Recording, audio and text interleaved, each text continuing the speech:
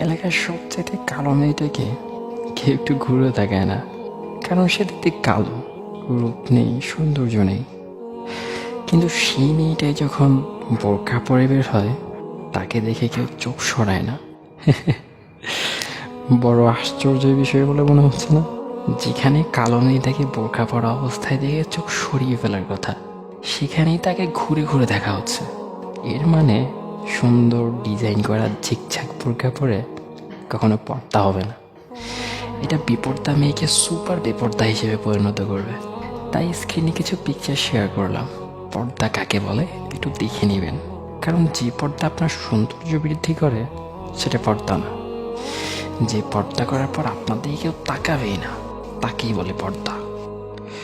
আর বাদশাহ যদি রং কিছু বলে থাকে, কমেন্ট বক্সে জানাবেন। আসসালামু আলাইকুম রহমতুল্লাহ।